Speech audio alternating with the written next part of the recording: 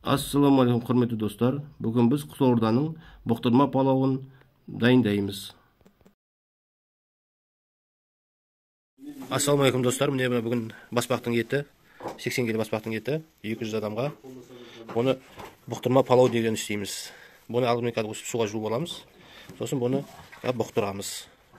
Бізге енді бұқтыруға керекті зат 5 келі жуа, 400 грамм чеснок, қара бұрыш, паприка, лавровый лист, тұз, 5 литр күйген шемішкі май керек. Неке біз жуа мен чеснокты турап алдық. Енді осыған 50 грамм лавр жапырағын саламыз. 500 грамм тұз, 150 грамм қара бұрыш және үлкен ас қасықпен 5 қасық паприка қосамыз.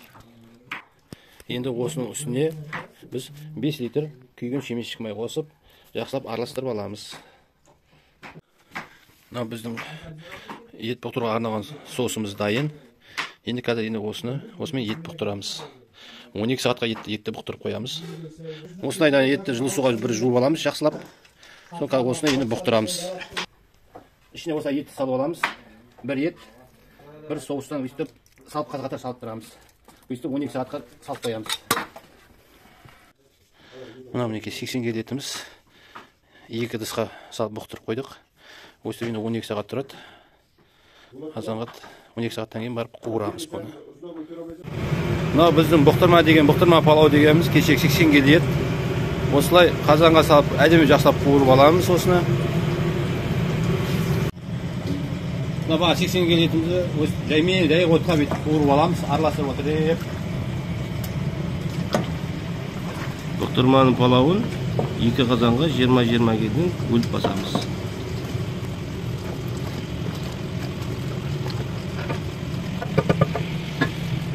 Мына бұқтырма деген палауды бастаймыз. 40 келі палау. 2 қазанға 20-20 келден. Бірінші қазанның түбіне 8 литр май құямыз. Сосын 2 уыс тұз саламыз. Палауымыз күйіп өтуіне жабысталмау үшін. Мінекей осылай жуаны майменен қыздырып күйдіріп аламыз. Мына осылай бүйрек май, ішкі май. Осылай қойып жуамен күйдіріп алып, қызартып, сосын алып тастаймыз.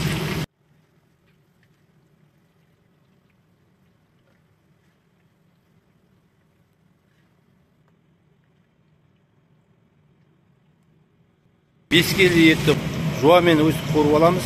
Осыған енді бетіне сәбізіміздің жартысын салып қуырып аламыз. Мына түбіне 20 келі сәбіздің 10 келді салып қуырып аламыз чеснокпен. Қалғанын сәбізді су құйғаннан кейін барып саламыз. Мына біздің күрішіміз. 2 суға шаямызды 3-ші ыстық суға салып, 2 уыс тұзбен жарты сағатқа бұқтырып қоямыз. Күрішіміздің жақсы пісуіне. 3 литр су құйып, осыны бір қайнатып аламыз. Қайнаған кезде барып, бетіне қалған 10 келі сәбізімізді саламыз.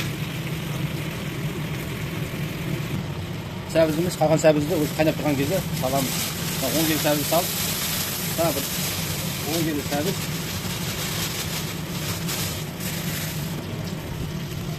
Және 1 келі мейіз саламыз.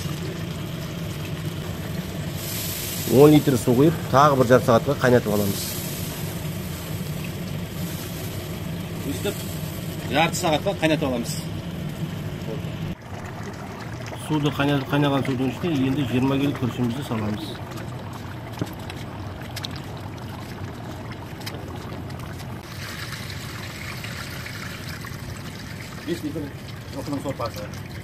Сорпа болмаса, су құйсаңыздар да болады. Осылай бетіне 500 грамм тұз салып қайнатып аламыз.